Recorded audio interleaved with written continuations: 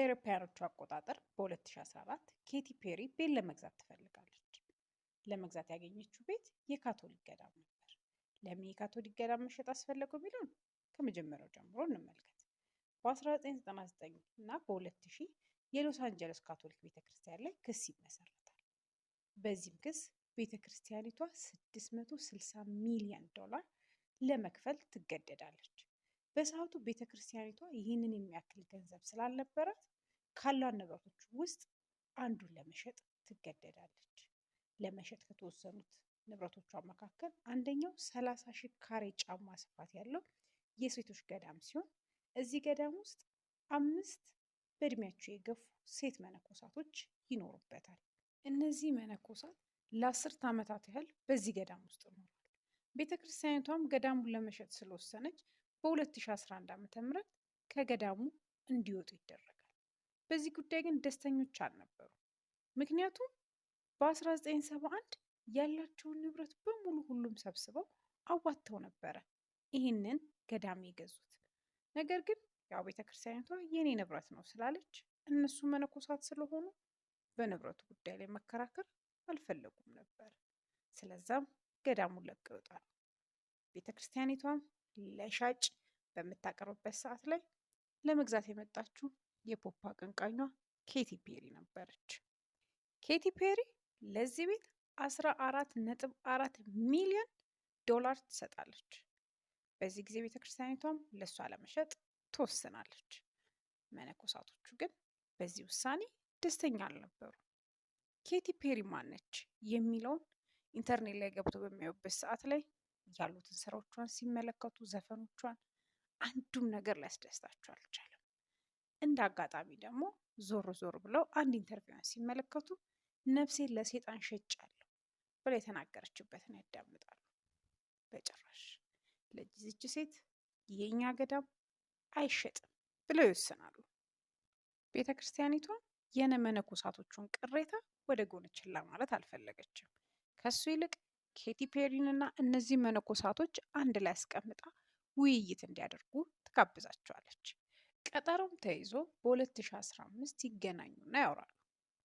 እሷም በጭራሽ ነፍሷን ለሴጣን እንዳልሸጠች፣ ኢየሱስ ክርስቶስን ምን ያህል እንደምትወደው፣ ሃይማኖተኛ ሰው እንደሆነች፣ በልጅነቷን ቤተ ክርስቲያን ውስጥ ዘማሪ ሆና እንዳደገች ብዙ ነገር ትነግራቸዋለች። እንደውም እጇ ላይ ጂሰስ ብላ የተነቀሰችውን ንቅሳት ታሳያቸዋለች። በቤተ ክርስቲያኒቷ እጅግ በጣም የሚታወቀውና ተወዳጅ የሆነው መዝሙር ኦ ሃፒ ዴይ የሚለውንም መዝሙር ልዘምርላችሁ ብላ ትነሳለች። ነገር ግን ግጥሙን አታውቀው። ከስልኳ ላይ እያነበበች ትዘምርላቸዋለች። ባዩትም በሰሙትም ነገር ግን እነሱ ደስተኞች አልነበሩም። በጭራሽ ሀሳባቸውን አላስቀየረቻቸው እና መነኩሴዎቹ ራሳቸው ቤቱን ለመሸጥ ይወስኑና ገዢ ይፈልጋሉ። ያገኟትም ገዢ ሆሊስተር ትባላለች። 54 ዓመቷ ሲሆን በሬስቶራንት ቢዝነስ ውስጥ አሉ ከሚባሉ የቢዝነስ ሰዎች መካከል ናት።